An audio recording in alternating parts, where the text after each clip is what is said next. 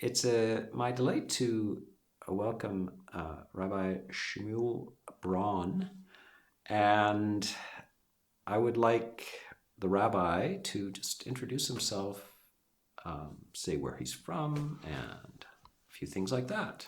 So as you correctly pronounced, my name is Rabbi Shmuel Braun, originally from Woodmere, Long Island.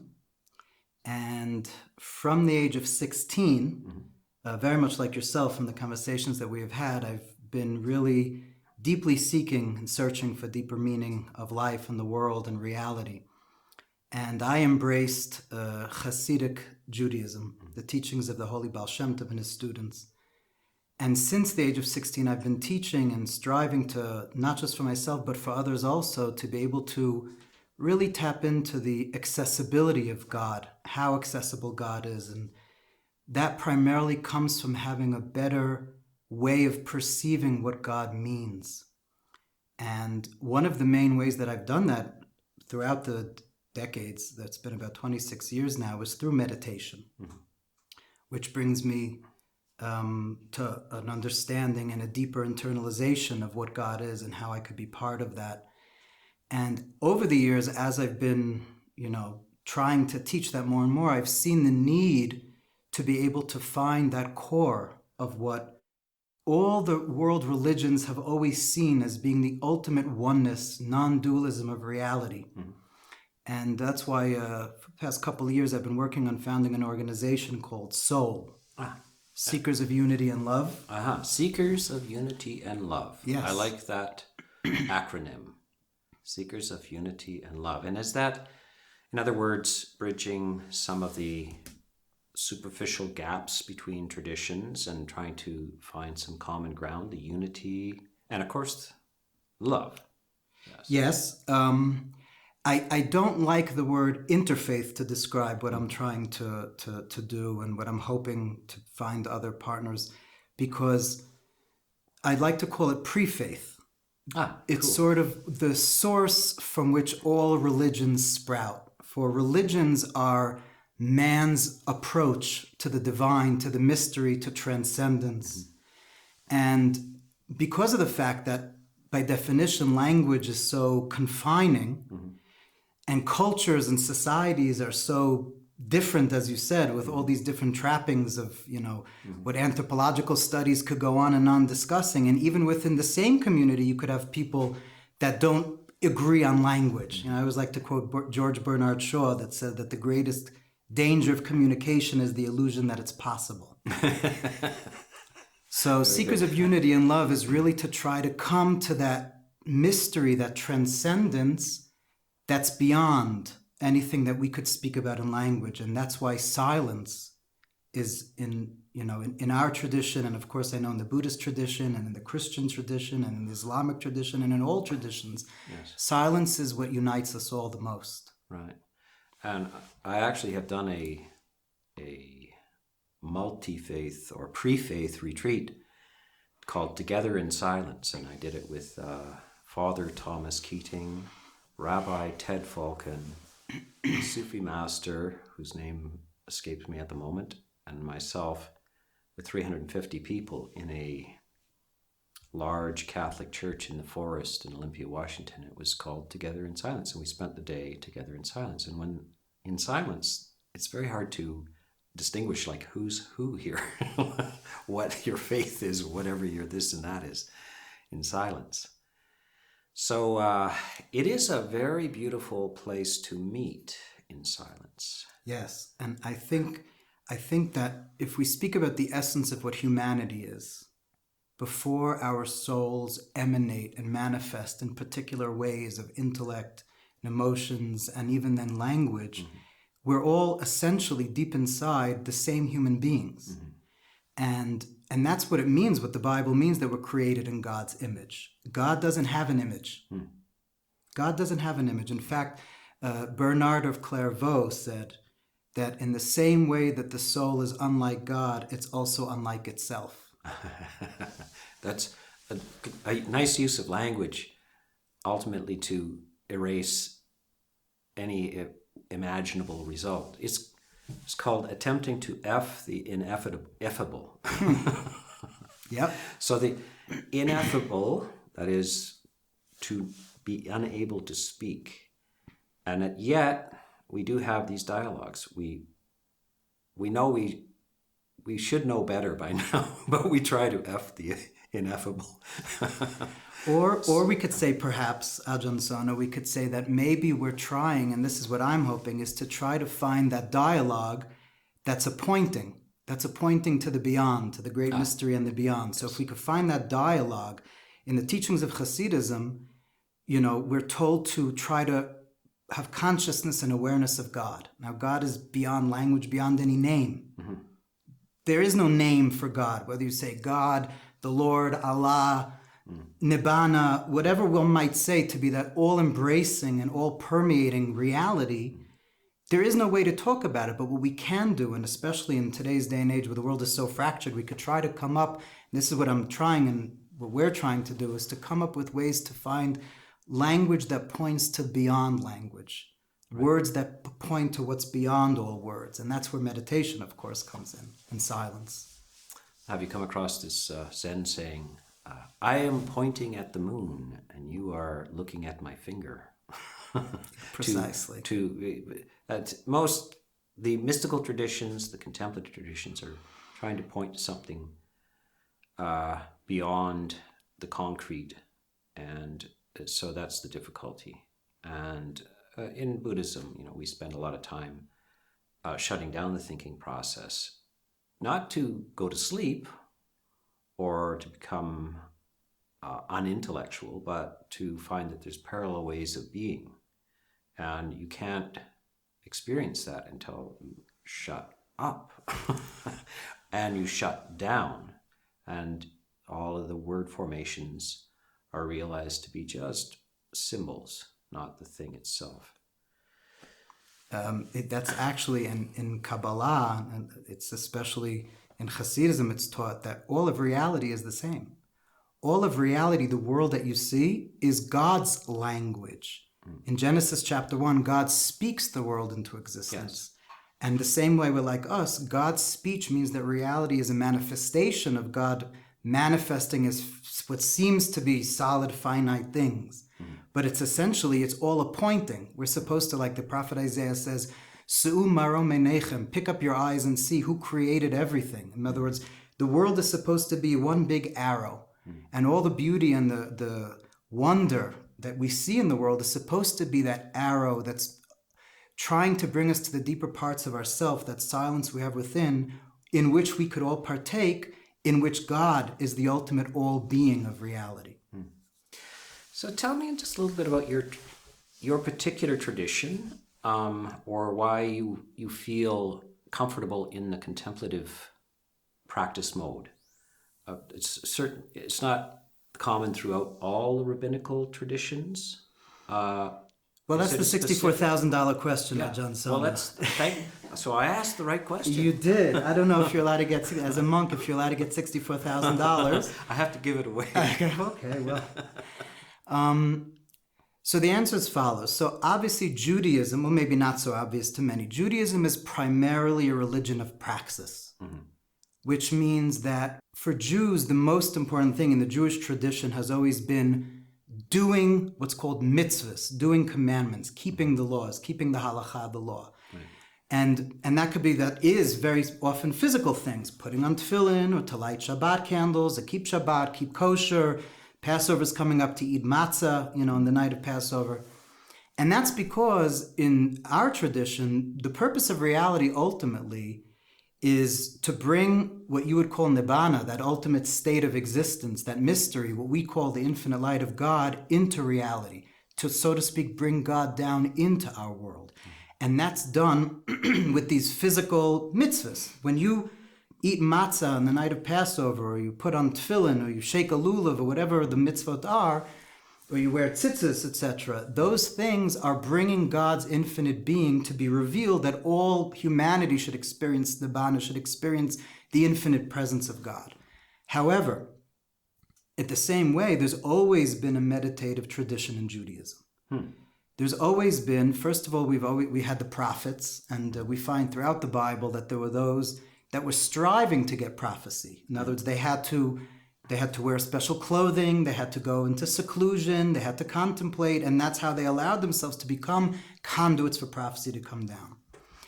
Now, essentially what was at the time of the temple, we had all the Jewish people would meditate and become, one with the divine through meditation.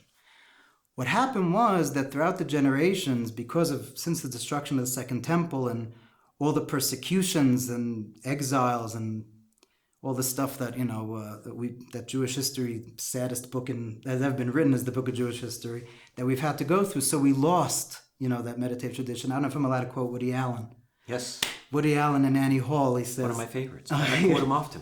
Was that? I quote him often. Oh, yeah? Yes. So Woody Allen, and Diane Keaton and Annie Hall shows up a painting that her grandmother said. And my Grammy Smith painted that. And Woody Allen says, well, my grandmother was too busy being beaten up by Cossacks to paint anything. She didn't have any time. So we really weren't able to preserve the meditative tradition. But at the same time, throughout the generations, Jews have prayed 3 times a day. And prayer is supposed to be a meditate. It's not just supposed to be saying words. Saying words is step B. Mm-hmm. Step 1 is to be in a meditative state. And so especially when the Holy Baal Shem Tov, the renaissance of Hasidism began in the 18th century in Europe, the Hasidic masters very much stressed the need that all people should meditate and come to a deep awareness of God, of the all, of ultimate reality, of the oneness, of being within God all the time, etc. And, as late as in 20th century, the Piazetzner Rebbe, who was Rabbi Kolonus Kalman Shapira, he was known as the Rebbe of the Warsaw Ghetto. Mm-hmm. He was teaching in the Warsaw Ghetto, and eventually he was murdered in Treblinka. But he has in one of his books what he calls the hashkata, which means the silencing of the mind. Mm-hmm. And his instructions there are very concise. Mm-hmm. And I remember reading it for years and not having any idea what he's talking about. I mean, most of our sources when in Judaism speaks about the meditative practice, which is our ascending up to God, mm-hmm. which again is supposed to be the motivation to then bring God down, to then do mitzvahs. Mm-hmm. We're supposed to do charity and bring God to the world actively through praxis after you could start with that, of course, because objectively you will be bringing God to the world. But the best way to do that is to do that as a result of your ascending through meditation. And the Piazetzner Rebbe is saying, silence the mind. Hmm.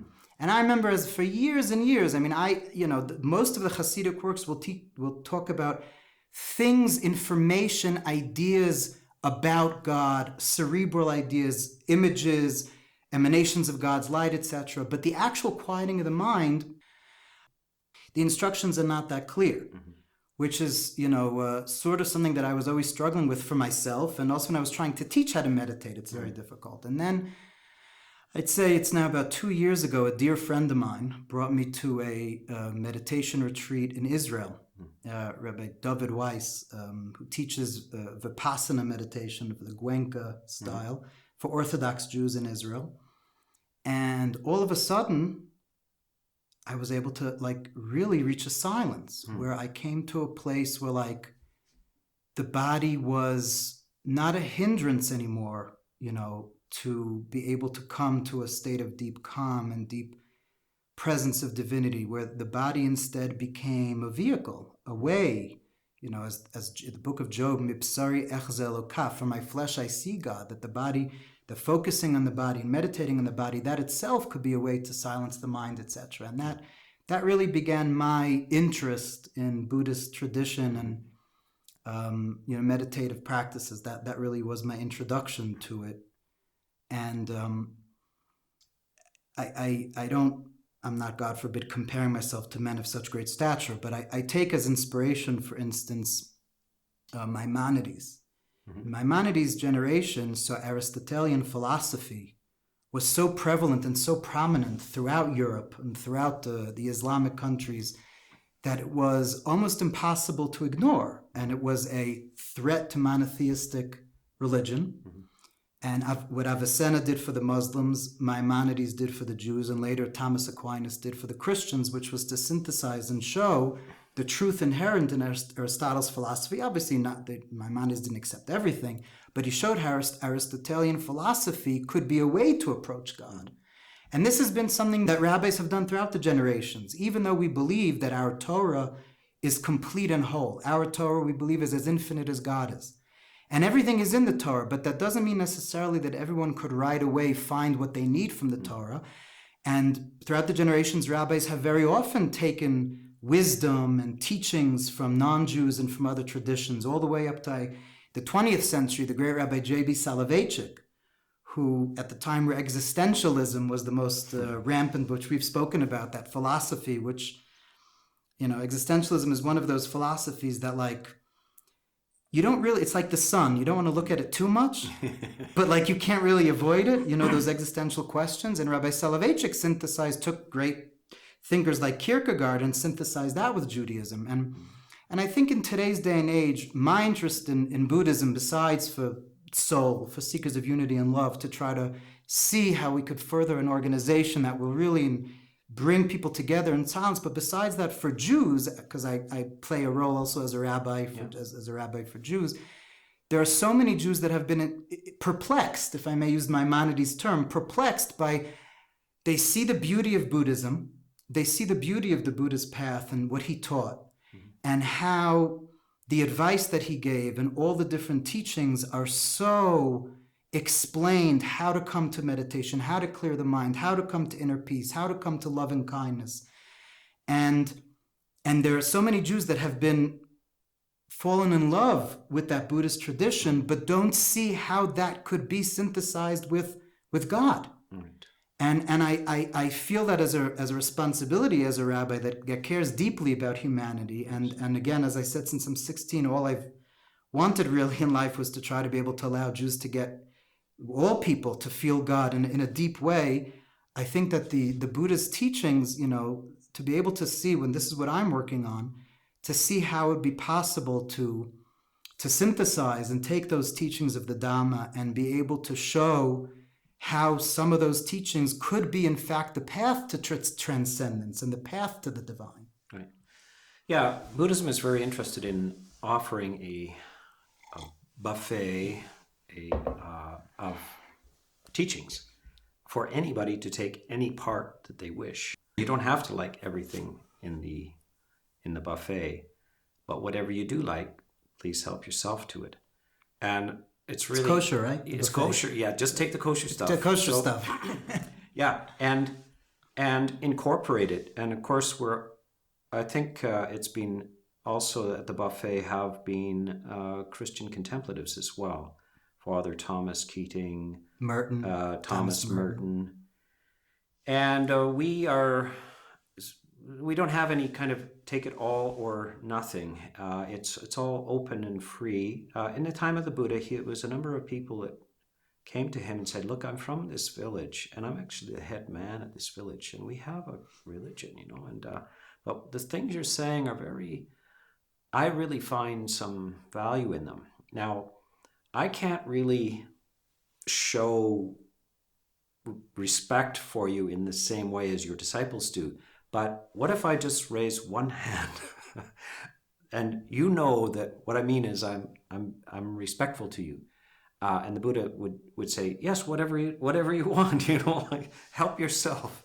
There is no attempt to conversions or any of this stuff. It's just free, open, help yourself.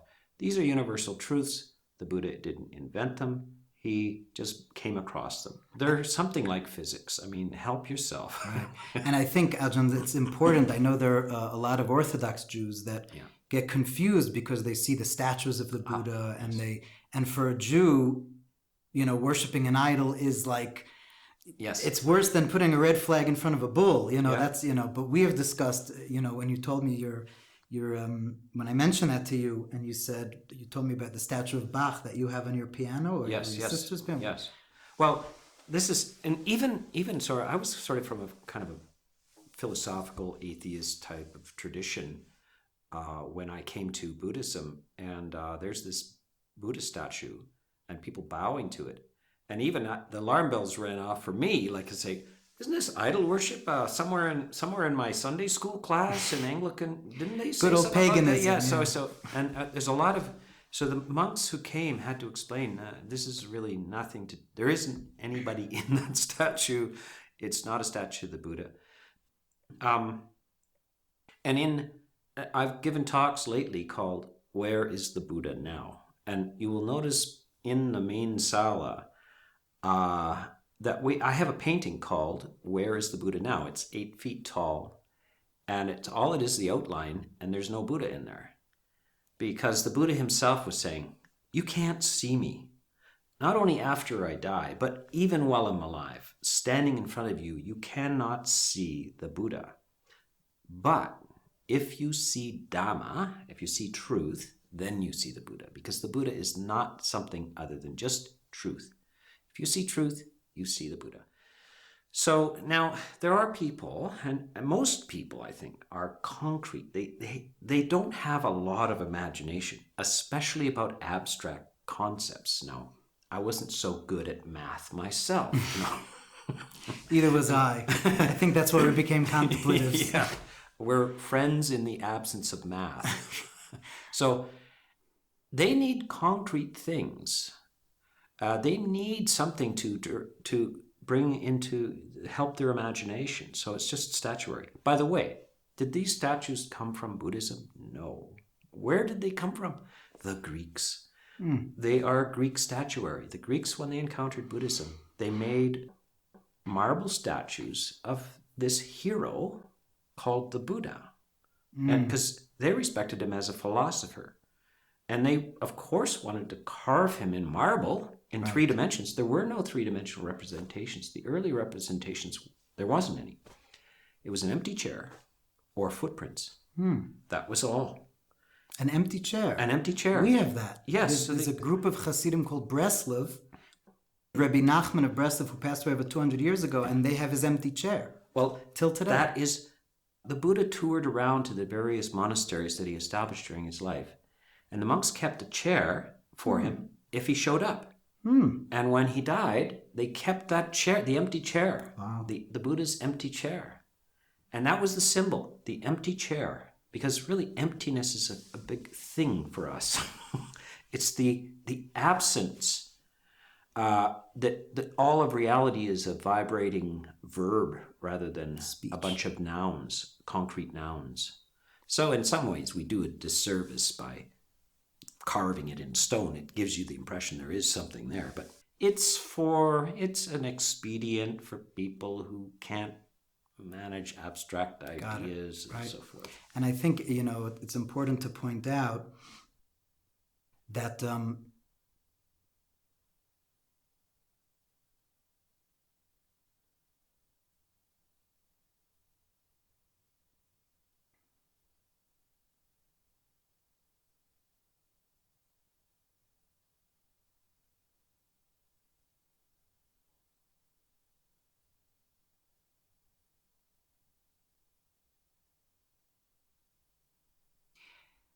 it's important to point out, I always like to say that semantics really matter in theology and philosophy. And as we discussed before, you don't worship the Buddha, you pay homage to the Buddha. You don't worship the Buddha at all. Yeah. And I think that's, for instance, if I could go back to Maimonides, where he says that he accepts Aristotle's philosophy from the celestial spheres and down. But above that, when it comes to God, then he wouldn't agree with Aristotle's idea of the unmoved mover, etc. And I think that's why the Buddhist meditative practices can very much be connected, and the Buddhist philosophical, psychological teachings, in some ways, what I'm working to bring to other Orthodox Jews, etc., and to myself, is that the Buddhist teachings are a teaching of emptiness, of to come to that transcendence and to come to that place of understanding, ultimate depth and reality, and in that ultimate silence where we could be united. Yeah. So in other words, God isn't a guy with a white beard? No. Well, only in Gary Larson. You remember The Far Side? It's actually one of my all-time favorite Far Sides. Is they have a picture of God creating the world. Gary Larson, The Far Side. Yes. So he has like this guy with a long white beard with a chef's hat, and he has a pot with a globe. And then you see like on the shelves, light-skinned people, dark-skinned people, trees, rivers, and then God is holding a shaker that says in it, idiots. And he says, this is to make it more interesting. So that's in Gary Larson or Yes. Michelangelo, Yes. but of course even Michelangelo, I don't know of Gary Larson's religious beliefs, but I'm sure Michelangelo when he painted in the Sistine Chapel, God of course is not a man with a white beard. God is no form, has no image. And already in the Middle Ages, Maimonides and others were very vociferous that the biblical terminology, the terms that the Bible uses ascribing to God, anthropomorphisms in human terms, are just borrowed terminology. And especially with the teachings of the Kabbalah, we approach an understanding of God as the Ein Sof, the infinite, the boundless. Words that I've seen describing Nibbana. Yes. And we would see even, that state of bliss of Nibbana, as being a ray of the light of God. And God is an infinite, all-encompassing and all-permeating light. Mm-hmm. And that's why, again, if we come back to the fact that throughout the generations, for centuries, there have been so many wars, bloodshed, committed in the name of God. But it wasn't in the name of God. That's what people don't understand. It wasn't in God's name. It was in phraseology, particular ways of explaining God. But if we could come to that silence and to try to tap into that infinite, all-pervading, encompassing and transcendent and permeating, immanent being, an infinite reality, which no language can express. You mentioned the sense of the ineffable, Rabbi A.J. Heschel. I always love to quote Rabbi A.J. Heschel. He's the sense of the ineffable in the sight of which all poets, philosophers, and saints have always lived. That's God. God is being. I would say God doesn't exist. Prove to me God exists. God doesn't exist. God is existence. Existence. All of reality. That emptiness that contains all of reality and becomes all of reality. Or as the Sufi masters say, he veils himself. Even he is an improper word. There's no pronouns. He's not a he or a she. God veils self with self. The veils, the garments of reality are also just part of the all-encompassing infinite being. Right.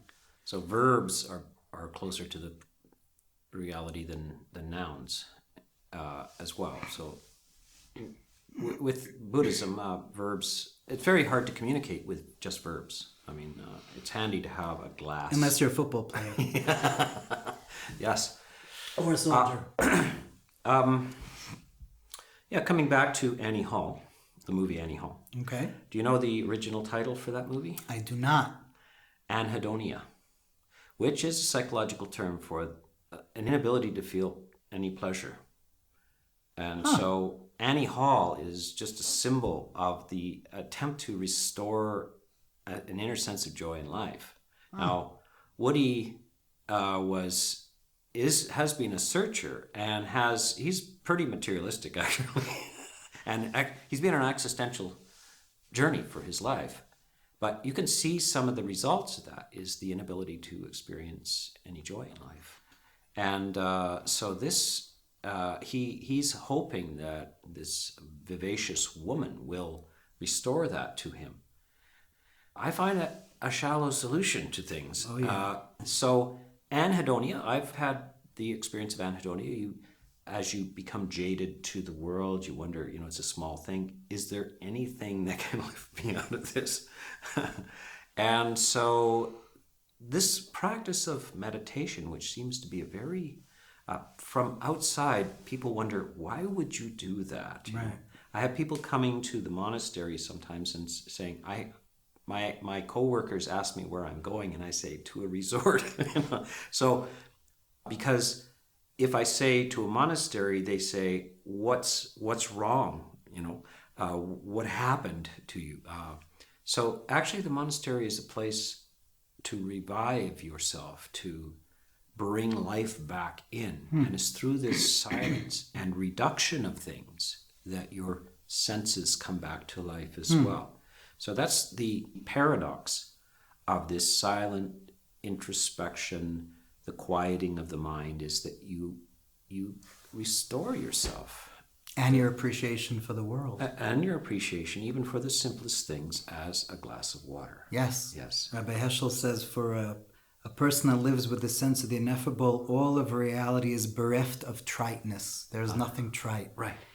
And actually, when you mentioned Woody Allen, so I'm more of a Mel Brooks fan. If you remember good old Mel Yes, Brooks. of course. I liked Mel I Brooks know all more. the cultural references. Yeah. So I loved Mel Brooks. Actually, at my bar mitzvah, the theme was movies. Every table was a movie or actor, actress, and my table was Mel Brooks, and I actually had the honor of meeting him about a year and a half ago.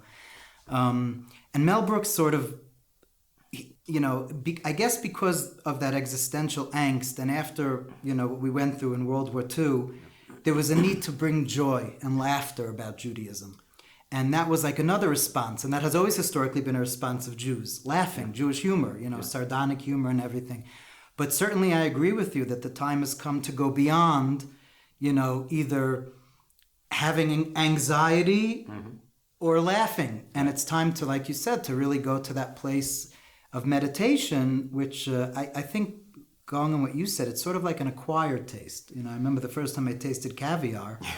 It was gross, yes. Right? And whiskey. I mean, you're not allowed to have whiskey. And beer as well. By the way, monks don't have any of that stuff, but before I was a monk, I was a human. And I did taste beer and whiskey and all those things. And the first time you taste it, it's terrible. You're expecting soda pop, and it's a terrible stuff, but you keep a straight face because the other guys are looking, and you drink it anyway. It's beer. Right. But you get a taste for it after a while. And meditation is often like that.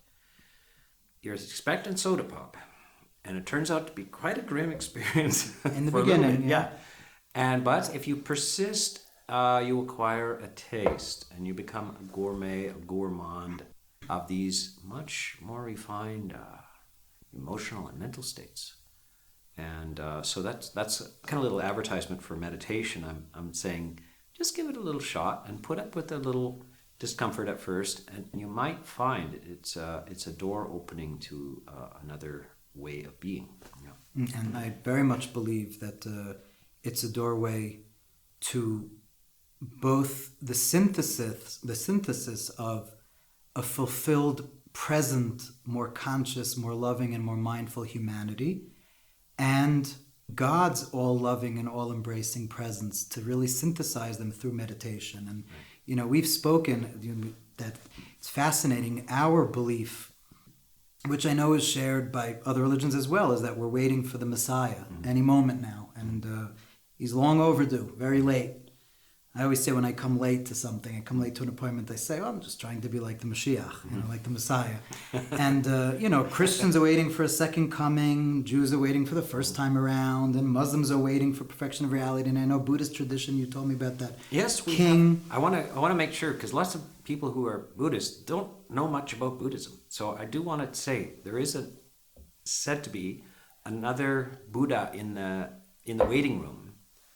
And not far off of Messiah, his name is Metteyya, and he is the last Buddha of this world system. So there you find a lot of crisscrossing, yes.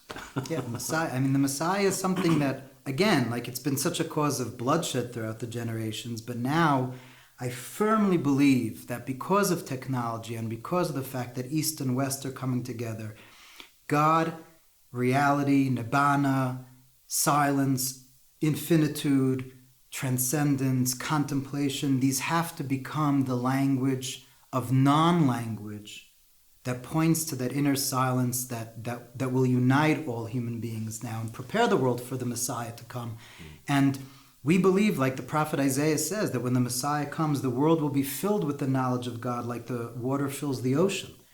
And that essentially means that we believe when Messiah comes, some people are scared. Like you say, there are a lot of Jews that don't know much about Judaism either, unfortunately. And there are some Jews that are very afraid of the Messiah. They see these, they think it's some kind of Armageddon or some destruction of reality. But our belief in the Messiah is essentially that all of mankind will attain nibbana, will attain eternal supreme bliss in the world that we see, the same physical world that you see now, just we're going to see that it's all part of God's infinite being. And our preparation for that now, I believe very deeply, is to meditate together and to contemplate together and to come to a silence where we could love each other. I would like to talk about this commonality of the Messiah And of course, in Christianity, the Messiah is a big deal. And in Judaism, where did Christianity get the idea? From the Jews. And I don't know what the Islamic view, what role does this have?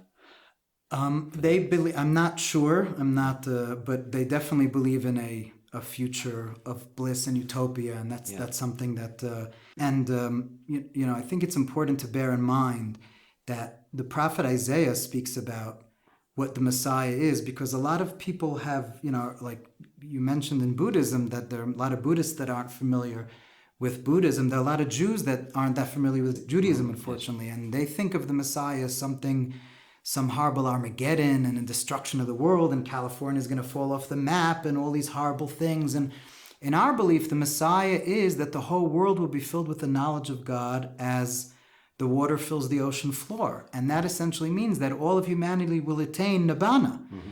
That essentially when God's infinite being will be revealed in the world, that is the ultimate unification of all humanity with God. Mm-hmm. And the way that we prepare for that, because it has to be in a way of unity. I mean, historically, there have been so many centuries of the Messiah and God being a cause for bloodshed and for killing and for divisiveness. And it's not God and the Messiah per se that has caused the bloodshed, but it's rather the language that people use. I believe I heard from you once, low-class literalisms. Yes. The low-class literalisms, that has been the cause of bloodshed. When people, we have a joke by Jews. 2 Jews, 3 opinions. Yes. Or there's another one, they say that a Jew was stuck on a desert island for 40 years, and they finally rescued him, and they see that he had built 2 synagogues. And they asked him, what do you need 2 for? He says, 1 I pray, and 1 I would never step foot into. So even within Jews, when you start speaking about theology and God, and I'm sure by Buddhists it's the same, and Christians, Christians, we know there have been wars throughout the history, and by these Muslims there have been wars, and there have been wars of language. There haven't been wars of God. Yeah. And therefore, the Messiah, preparation for the Messiah that's about to come, is like the prophet Isaiah says, that the world will be filled with the knowledge of God, which means that awareness, that consciousness, that meditation brings, that silence that could unite us together. That's what the Messiah is. Yes, so it's very interesting that, first of all, we need to be very careful and masterful with words, but words are still crude objects, and only silence is superior. We can't do without words, but we must not get overinvested in them. Yes. And it's the overinvestment in crude literalisms that produce brutal results. Mm-hmm. People go to war over a word. Yeah. And in our tradition, there's a fascinating Kabbalistic teaching. You've seen a Torah scroll? Mm-hmm. A Torah scroll is parchment, mm-hmm. white parchment with black letters, with black ink. Mm-hmm. But the Kabbalah teaches that the white upon which the black letters are written is much higher than the black letters itself. I see. Because even the letters of the Torah are manifestations of God's infinity. Yes. But God's infinity is beyond any language. It's the letters of the Torah, the way that we see them now, are also just representative of how they are in God's infinity. And the Messiah is our becoming aware of that. And I believe that if we practice as human beings coming together more in silence, in that state of pre-faith, in that state of unity and love, that is going to bring the Messiah to the world. Yeah, so now let's talk a little bit about the Messiah and whether, in Buddhism there's this play back and forth between the outward universal experience and the inward transformational experience. For Buddha talks about, where is the world amongst? The world is found within this body, 1 fathom in length. So it makes you realize there's a microcosm and a macrocosm. There's the individual and the society. And so from the Jewish point of view, is the arrival of the Messiah a personal experience, as well as can an individual have an intuition, an intimation of the arrival of the Messiah?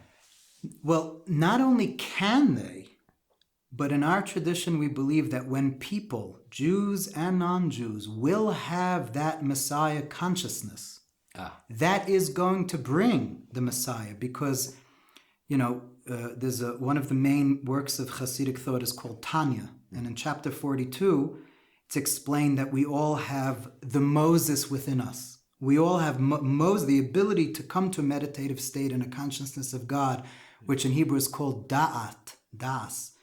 That is the Moses we have within us. And what the Baal Shem Tov taught is that even deeper than the Moses is the Messiah that we have within us. Mm-hmm. And the more that we become conscious of that reality of the Messiah, which again, the Messiah is not just a person. Of course, we believe there will be a king, like in Buddhism, you believe that there's going to be a king. We believe in a king, that there's going to be a person called the Messiah. But the reason and the way he's going to be able to redeem all of humanity is because we all have a spark of that inside of us. Mm-hmm. And when we come to that place of silence and that place of deep, deep connection to what goes beyond letters, to the white, to the parchment that's beyond the black letters, when we come to that silence that's more embracing than words, and when we come to that unity that's so much more important to God than the nitty-gritty sociological differences we have, that is Messiah consciousness. And that's also something that's within all religions. I mean, that's in the great Rumi and the Sufi mystics spoke about that a lot, and Shankara, of course, in the Hindu religion, and in Christianity, Jesus said the kingdom of heaven lies within, and great mystics throughout the generations like Meister Eckhart, they all spoke about that Messiah consciousness. And we have to start, we have to humble ourselves and stop talking, like you said, talking so much with words, and just come together more in silence, and that will unite us and bring about the Messiah. Yeah. I had a meeting with Father Thomas Keating, the founder of Centering Prayer, and we shared a house before a meeting which we had with a Sufi master, a contemplative rabbi, myself and Thomas Keating, and Together in Silence it was called. But the night before, we spent the night at a house, and we sat at the kitchen table, and the 84-year-old, 6'4" Thomas Keating said to the young monk, "What is Christ consciousness?" And I wasn't too ready for this, but I said I actually have spent a lot of time thinking about this. I explained to the Reverend that, it's not really consciousness of Christ, it's the very consciousness of Christ within you, and so forth. And he said, "Of course, but what is it?" I thought I was already becoming. You thought you'd get I was crucified. already very heterodox, I thought I already transgressed the boundaries. He says, "Of course that's the case. But what is it?" I said, "Oh, well, there I go. Now that's why we're in silence, is because you can't explain it." Right. But maybe we'll encounter it in silence. And so, yes, we're seeing this really inability to separate the personal experience. We must have an internal and personal experience of this. Sure. In order for it to manifest in the society as well. Yes. That we can't really separate these two things. That's what we actually believe, that the Baal Shem Tov, the founder of Hasidism, he actually had an ascent of the soul, and he writes this in a letter to his brother-in-law, that he met the Messiah in the higher realm. Uh-huh. And he asked the Messiah, "When are you going to come?" Mm-hmm. And the Messiah responded, "When your teachings will spread forward. And all people will be able to unify reality with God like you." And that means that for the Messiah to come is through that coming together in silence and mystic wholeness. One of my favorite quotes is also from Meister Eckhart, that while theologians of the world may quarrel, mystics of all religions speak the same language. Yes. And that's because theology is all this thorny, difficult words that we've been talking about. And mystics know we could just come together and smile and be together in that silence. And I know from the Jewish faith, and I've spoken to some Buddhists as well that were brought up in Catholic faith, that for a lot of Jews, and I'm sure a lot of Christians, and I'm sure a lot of Muslims as well, religion is important. I'm a religious Jew, I'm Orthodox, and I think those that find religion to be a place of solace, and I highly recommend it, that's my job as a rabbi, but there have been so many Jews and so many Christians and so many Muslims that have been alienated from their perspective religion because the way God is presented with the words from the Bible, without that mystical understanding that all the words of the Bible are not explaining what God is. They're just pointing to that infinite beyond. So they become alienated from that. Yes. And when we all become mystics and contemplatives, and we all tap into that Messiah consciousness, that is the perfection of reality. It's not technology, and it's not, technology could just kill more people and destroy more people. And even mass media has been used, and I'm sure will be used, for so much craving and aversion and ignorance. Yes. But when we use technology and we use these different methods that God has granted us now to be able to come together in silence and in peace and in inner stillness, and to come to that consciousness of the oneness, of the non-dualism of reality that, Aldous Huxley wrote so beautifully about in The Perennial Philosophy, quoting Leibniz, of course. And that is the Messianic revelation. And it's up to us to meditate and to tap in, all of us, to tap into God that's within us. And the more that you could feel, like Augustine said, closer to you than your own breath is God. Or as King David said, Kol neshama tahalel ka, on every breath, and the sages explain that he's saying, on every breath I will praise you, God. If you could feel that breath of life in you, just like when God blew it into Adam, he's blowing it into us every breath. And the more we become conscious of that, and we could sit together in that, that is Messianic consciousness. And notice that the preliminary to the awakening of the Buddha is breath meditation. It is, and his main object of meditation, which he, to this day, which I've practiced for the last 30, 40 years, is breath meditation. The breath, the breath, the breath. And I'll tell you something very interesting. Just to show you what I was saying earlier, if we could sort of connect it back to the beginning, that how in Jewish sources, even though we have a mystical meditative tradition, but it's been primarily lost over the generations and everything we've been through.